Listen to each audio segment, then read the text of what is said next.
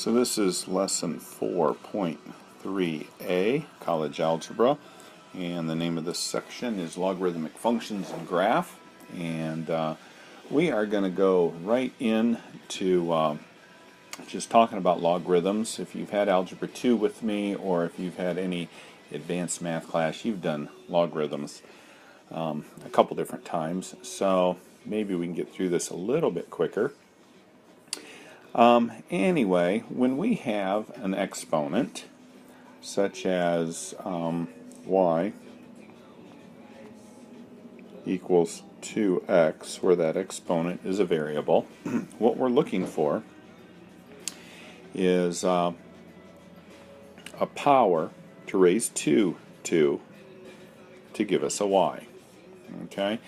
And what mathematicians have done is they have used the term logarithm, and I don't know where that comes from, to say all of that information. So if I say something like the log, and sometimes I just say the log of 2x, really the proper way is the log base 2 of x, means the power that we raise 2 to get y. So for example, if I have 2 to the x power equals 8, this is called exponential form. Okay? I'm saying what power do I raise 2 to get 8? So my x equals 3. Now if I were to write this in what is called logarithmic form, I would write log base 2, 8 equals 3. And that question is, if this was gone, in fact, let's just pretend like it's not there. It says, what power do I raise 2 to in order to get 8? So sometimes they will, well, oftentimes in the problems, they will give you something like this. That, and if you want to put it in exponential form, the base is 2, this is the exponent, that equals 8. And then you can solve it from there. And then if you want to solve one that's a little bit more difficult than this, if you change it to exponential form, look what you can do. And then the if the bases are equal, the exponents are equal, so you get x equals 3. Alright, you'll notice that we're skipping a lot of the theory here. Like I say, you've all had logarithms before, so I'm not going to go into explaining what they are and how they work. So let's just jump all the way to example 2 on page 377. What they give you, like for A, B, C, D, E, and F, find the following logarithms. Alright, so they give you, again, this is just being able to real quickly be able to convert logarithm notation to exponential notation. So we're going to go ahead and change that to exponential notation, which says 10 to the x power equals 10,000. So what number do I raise 10 to get 10,000? And again, one of the easiest ways to do it is to make both bases the same. So then you can just look at the exponents. If the bases are the same, the exponents are the same. Alright, so that's A. If we look at B, we have log 10 to 0.01.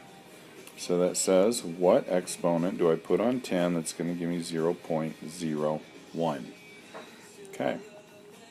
And this, I can change this to 10 to the minus 2, because I'm going to move my decimal place over, and x is negative 2. Now, you could write this as 1 over 100, which is 1 over 10 squared, which is 10 to the minus 2, if that makes it easier to get this, to go through these other steps there in order to get there. Sometimes that helps. Alright, C we've already done. D, log what number do we put on 9 that's going to give me 3? Okay.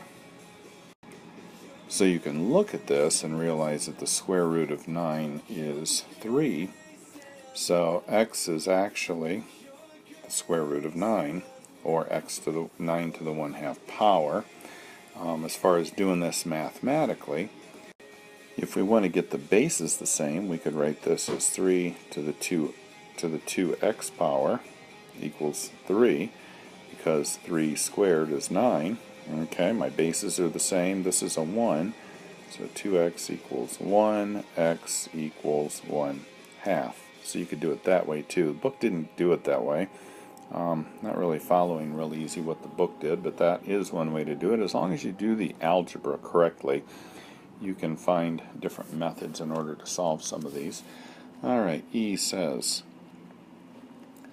log 6(1). So that means, whoops, it means 6 to what power equals 1? Well, you know that anything to the 0 power equals 1. So that's not too hard to figure that one out. And the last one, log 8. Okay, changing it to exponential form. Take this 8 as our base. We don't know that, but it's going to equal 8. So, since the exponents, or the bases are the same, the exponents are the same. Which brings up two very important principles here. Whenever you have the log with any base, and you want to get 1, the exponent that goes on A is 0.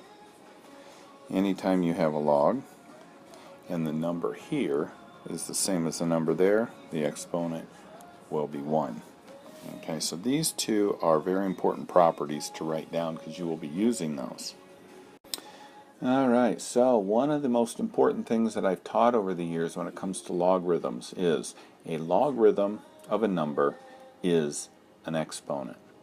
Okay, so that's what I'm looking for. What exponent is going on a certain base to give me a certain number? So again, a logarithm of a number is the exponent. Okay? So example 3 is got you converting back and forth. In fact, they give it to you in exponential notation, and they're saying change it to logarithmic notation.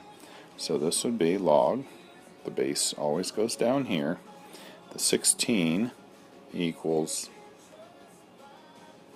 x. Okay, so again, a logarithm is the exponent. So the exponent is always what the logarithm equals. A logarithm is the exponent.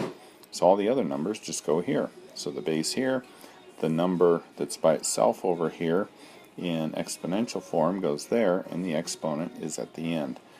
Alright, let's do 10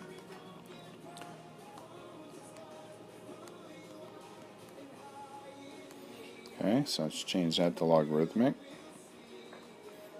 Base 0.001, and my exponent always goes at the end.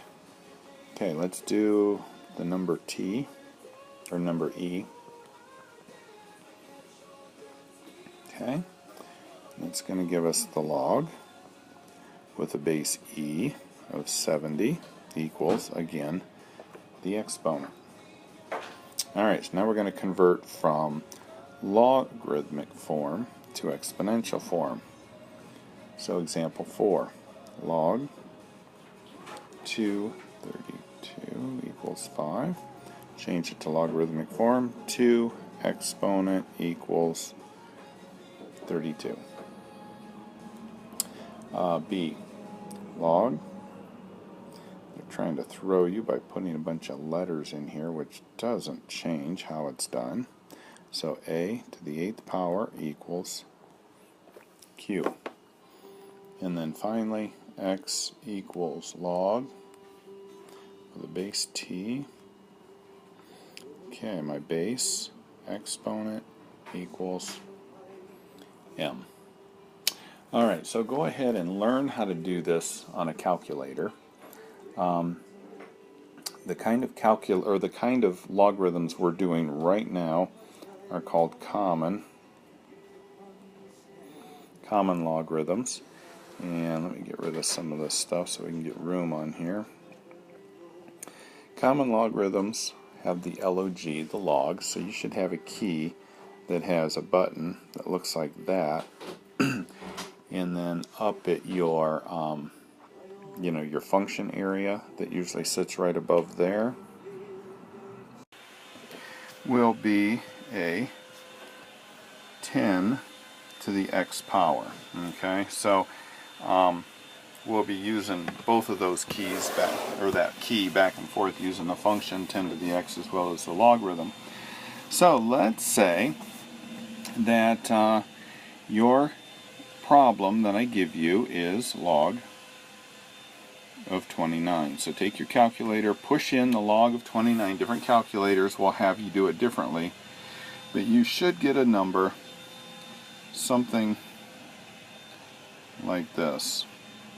Okay, this long number here. So the log of 29. Alright, so what in the world does that mean? Alright, so first of all, common logarithms, when we're doing math on your calculator, the common logarithm has a base of 10, always. Okay, so your calculator cannot do a logarithm that's different than the base of 10.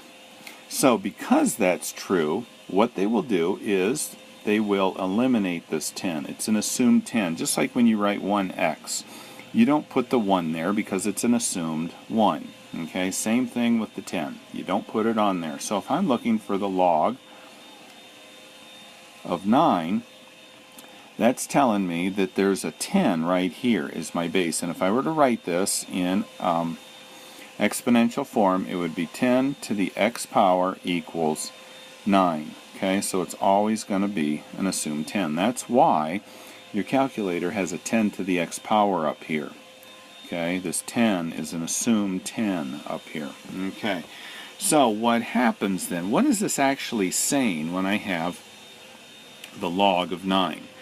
That is saying what exponent can I put on 10 that will give me the number 9. Okay, so it's real easy when I have, let's get this stuff out of here, when I have log 100, because that means what exponent am I going to put on 10 to give me 100, and your x is going to be 2. If I put 2 on here, I'm going to get 100. Well, if the 10 is always your base, and I have log of, say, 15, that means what number can I put on x that's going to give me 15? Alright, this is where it gets a little bit tricky, because 10 times 10 is 100. 10 to the first power is 10, so the number that I multiply 10 by to get 15 has got to be a number between 1, because 10 to the first gives me 10, and 2. So 10 to the first gives me 10. 10 to the second gives me 100. I'm wanting the number 15. So it's between here. So my x value has to be between 1 and 2. So when you put it in your calculator, log of 15, you're going to get a decimal, 1 point something. And then if you go back and put 10 to the 1 point something, which you'll use that 10 to the x key on your calculator, you'll push the number 10, then you'll push this key, and you'll put in whatever number you found to be x. It will give you 15. Okay, so I'm going to stop this video, and we'll continue with 4.3b.